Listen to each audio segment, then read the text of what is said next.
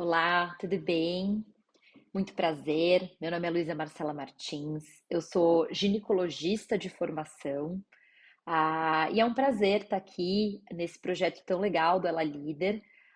E meu objetivo é falar um pouquinho com vocês sobre saúde da mulher, coisas mais básicas e coisas um pouquinho mais complexas, com o objetivo de todo mundo se conhecer o suficiente para identificar qualquer coisa que esteja errada ou saber quando procurar um cuidado de saúde, saber seus direitos.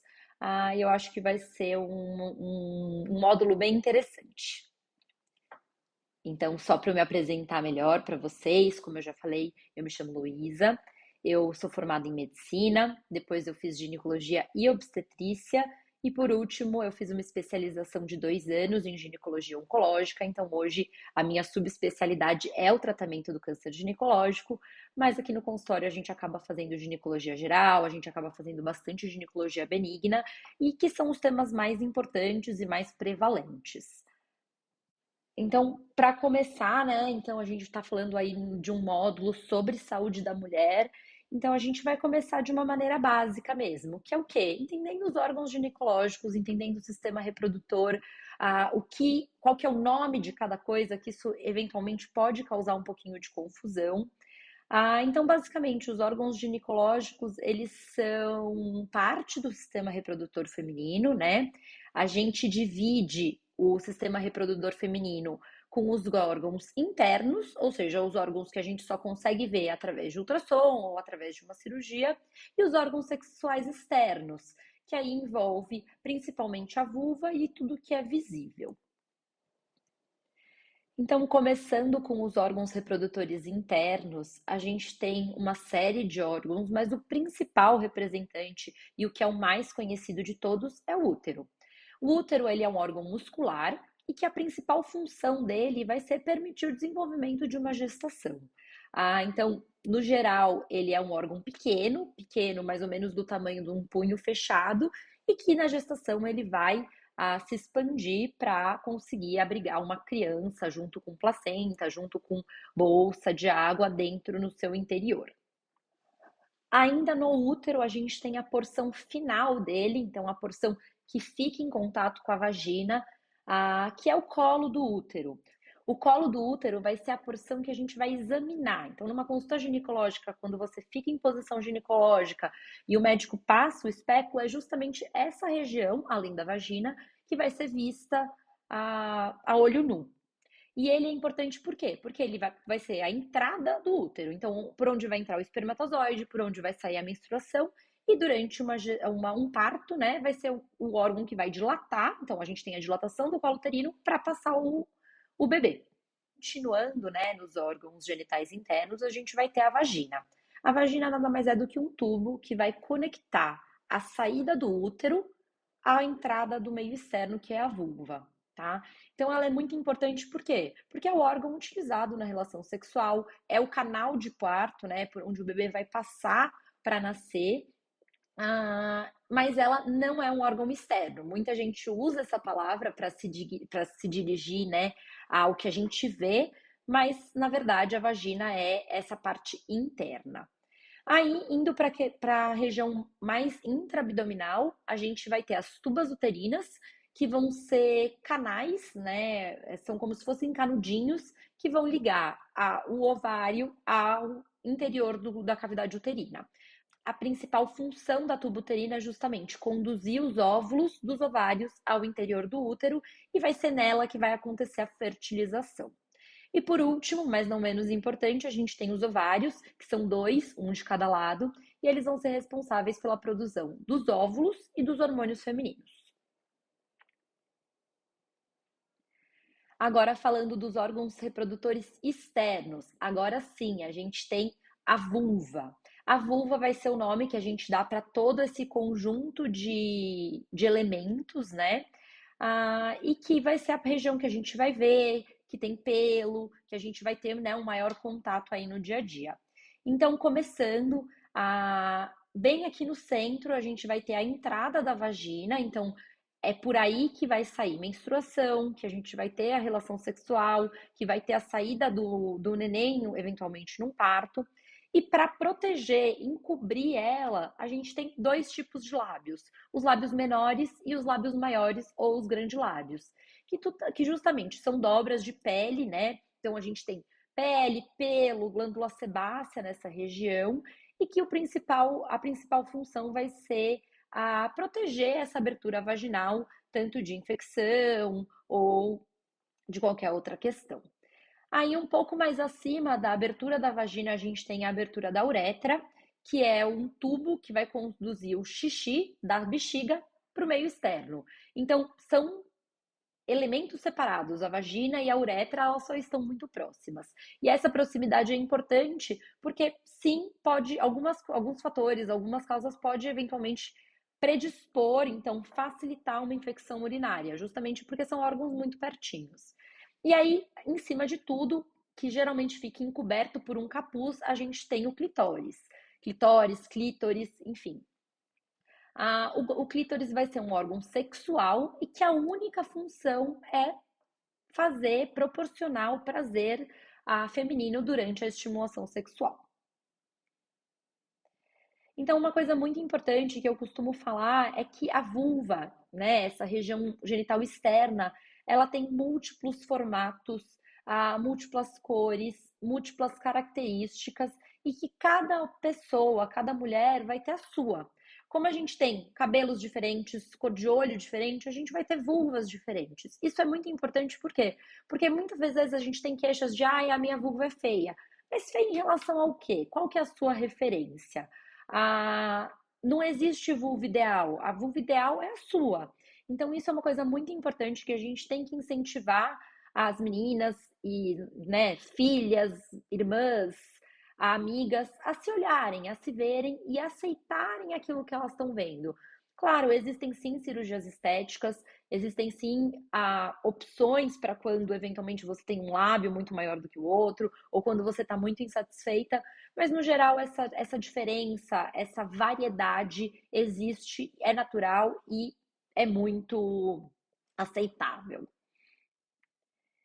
E aí o outro órgão que eu falo que toda mulher deveria ficar muito feliz porque a gente tem, né, um órgão que é único e exclusivamente para o prazer é o clitóris. Eu gosto de trazer essa imagem porque quando a gente volta na imagem da vulva, o clitóris é só um botãozinho que fica do lado de fora.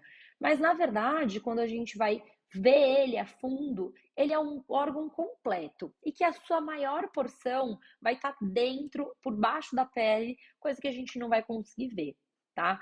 Então, o que está visível é o que a gente chama de glande do clitóris, e aí tem todo esse arsenal por baixo, por fora, né, por baixo da pele, que vai ser estimulado e que eventualmente vai crescer, vai receber sangue durante a relação sexual.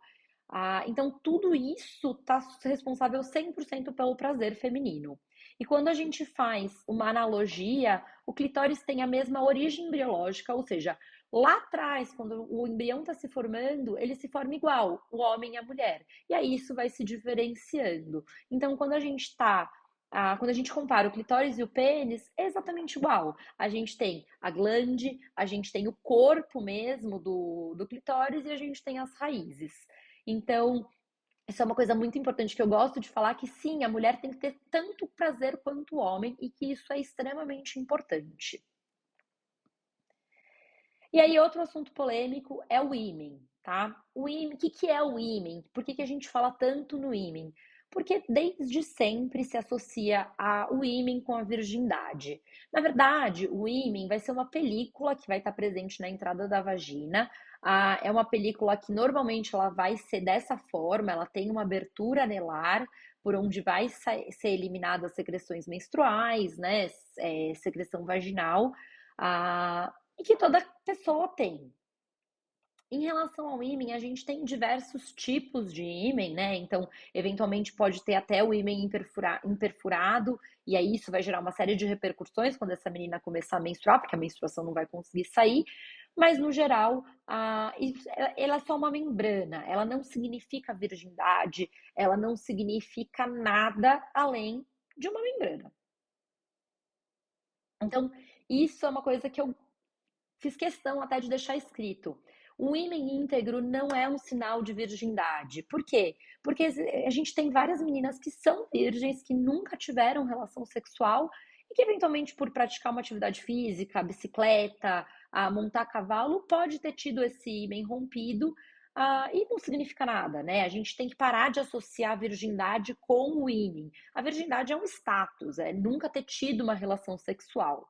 Então, meninas que nunca tiveram relação sexual, elas podem eventualmente usar absorventes internos, óbvio, se muito bem orientadas, até por uma questão de dor, de incômodo na inserção, mas isso não faz perder virgindade. E aí, né, a gente tem a parte da higiene íntima, que é justamente como que a gente vai realizar a limpeza da vulva, a limpeza desse órgão sexual. E aí, isso é a primeira parte muito importante. Porque quando a gente fala de higiene, tem muitas pessoas que questionam: ai, mas eu tenho que lavar por dentro? E isso é um grande não. A gente nunca deve usar nada por dentro, a não ser, né, num quadro de uma infecção, e aí o seu ginecologista vai te orientar uma pomada, mas no geral, no dia a dia, a gente lava somente os órgãos externos, somente a vulva e nunca a vagina. Por quê? Por que que isso é importante? Para justamente evitar infecções, evitar desvio de flora bacteriana. Então, a nossa vagina ela tem micro-organismos, ela tem fungos, ela tem bactérias que estão ali num equilíbrio. Qualquer coisa externa que a gente coloque, a gente pode desequilibrar esse meio e causar isso ocasionar algumas infecções. Então, em relação à higiene íntima, depilar todo dia faz mal? Faz. Por quê? Porque a gente está fazendo uma agressão na pele, a gente está cortando, levando uma lâmina ou eventualmente cera, e isso pode causar microcortes e que no geral pode causar algum tipo de infecção, pode encravar pelo, pode piorar a sua saúde ginecológica. Então, se limpar no dia a dia, papel sem perfume, tudo que tem muito cheiro, tudo que vai trazer muita umidade para a região, não é tão interessante. Lenços umedecidos, lógico, numa situação de emergência, teve que evacuar fora de casa, usar o lenço umedecido não tem problema, mas no dia a dia a gente deve evitar. Sabonete íntimo é outro tema bastante controverso. Ele sim pode ser usado, ele não é obrigatório. A gente sempre prefere usar um sabonete mais neutro nessa região. Então, ou eventualmente um shampoo Johnson, ou um sabonete neutro mesmo, com mínimo de cheiro, com mínimo de perfume, com mínimo de cor, que é porque é uma região sensível. Duchas vaginais nunca são recomendadas. Então, tem muita gente que pega uma seringa ou pega mesmo uma duchinha e coloca lá dentro da vagina para se sentir limpa. Isso tá errado. Isso não deve ser feito porque isso pode causar muitos problemas para a sua saúde no geral. E de preferência sempre optar por calcinha de algodão, tecidos não sintéticos e roupas não tão apertadas, não tão de lycra. Eu falo que você foi para academia, o ideal é tirar a roupa de academia o quanto antes, né? Tomar um banho, colocar uma calcinha de algodão. A mesma coisa na praia. Ficar com o biquíni molhado muitas horas pode ser prejudicial porque vai abafar a região e pode predispor a corrimento. Então, basicamente tudo isso que eu falei, né? A vulva deve ser lavada de uma forma suave, não precisa esfregar, não precisa esfoliar. Então é só lavar como se a gente estivesse lavando a mão, com água morna, um sabonete neutro, sem fragrância, para evitar qualquer tipo de irritação. As duchas vaginais, né, elas têm essa contraindicação, porque ela pode prejudicar o equilíbrio natural da flora e aumentar o risco de infecção. Os tecidos sintéticos também, eles vão causar essa irritação ou eventualmente deixar a região muito abafada, isso predispõe a corrimento. Sempre que a gente for fazer xixi, é muito importante que a região seja limpa de frente para trás. Por que disso? Porque a gente vai limpar primeiro a uretra, que é a saída do xixi. O xixi é estéril, depois a vagina e por último o ânus. Quando você limpa de trás para frente, você pode sim levar bactéria do ânus tanto para a vagina causando secreção vaginal, quanto para a uretra causando infecção urinária. Então isso é uma questão muito importante, e que deve ser ensinada desde pequenininha, desde que as meninas estão na escola, para sempre fazer a higiene dessa forma. Trocar a roupa íntima diariamente é super importante. A mesma coisa que evitar roupa molhada. e consultar regularmente um ginecologista para os exames de rotina. Eu falo que exame de rotina ginecológica não é sinônimo de Papa Nicolau. Eventualmente a gente pega a paciente e ela fala assim: ah, não, mas eu já fiz o Papa, tá tudo bem. Não, um ginecologista tem que olhar, tem que ver, você tem que tirar dúvida se você tem alguma dúvida em relação a tudo isso.